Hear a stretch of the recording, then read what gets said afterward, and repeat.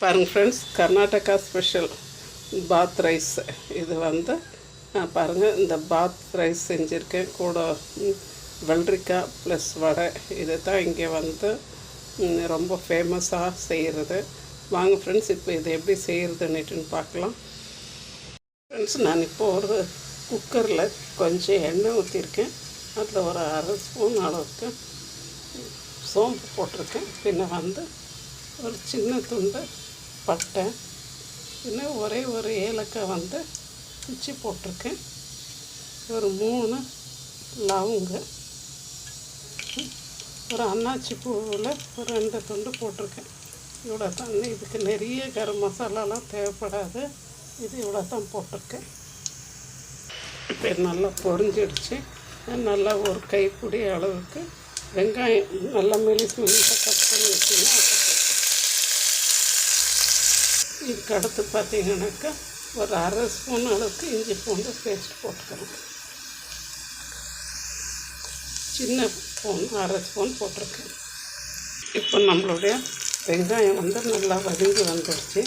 நான் வந்து ஏற்கனவே அந்த மல்லி செடி, பச்சை மிளகாலாம், தக்காளி எல்லாம் அரைச்சி வச்சுருந்தேன். இப்போ இதில் ஊற்றிக்கிடுறோம்.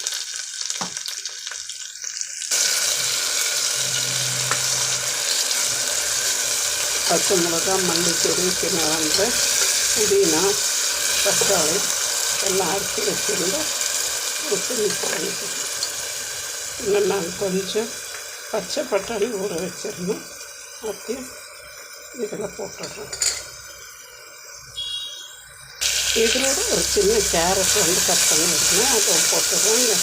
மசாலா எல்லாம் நல்லா பொரிஞ்சு வரணும். பச்சை மசாலாலாம் போய் கொஞ்சம் நல்லா எண்ணெய் விடுற அளவுக்கு இதை நம்ம வதக்கி எடுத்துடணும். நல்லா மசாலா எண்ணெய் விட்டு வந்துடுச்சு. இப்போ நான் எடுத்து ஒரு 1/4 ஸ்பூன் அளவுக்கு மஞ்சள் தூள் போட்டுக்கிறேன். அதெல்லாம் இப்போ அரிசியை போட்டுடுறேன். நான் எடுத்து வச்சுருக்க அரிசி சாதா அரிசி தான். இப்போ இந்த அரிசியை போட்டு நல்லா கிளறி எடுத்துட்டேன். நான் சாதா அரிசி தான் எடுத்துருக்கேன். தேவைப்பட்டால் நீங்கள் பாசுமதி எடுத்துக்கலாம். இப்போ இதுக்கு தேவையான அளவுக்கு நான் உப்பு சேர்த்துடுறேன். இப்போ நம்ம அளந்து வச்சுருக்க தண்ணி சேர்த்துடலாம். நான் ஒரு கிளாஸ் அரிசி எடுத்துருக்கேன். இதுக்கு நான் 2 கிளாஸ் தண்ணி ஊற்றுறேன். இப்போ இதுக்கு நான் மிளகாத்தூள், தனியாத்தூள் எதுவுமே போட்டதில்லை ஃப்ரெண்ட்ஸ். வெறும் அந்த பச்சை மிளகா மட்டும் தான். இப்போ தண்ணி அளந்து ஊற்றாச்சு. நம்ம குக்கரை மூடிட்டு ஒரு 2 விசில் விட்டு எடுத்துடலாம். ஃப்ரெண்ட்ஸ், நம்மளுடைய இந்த பாத் வந்து ரெடி ஆகிடுச்சு. இது கர்நாடகாவில் ரொம்ப செய்கிறது.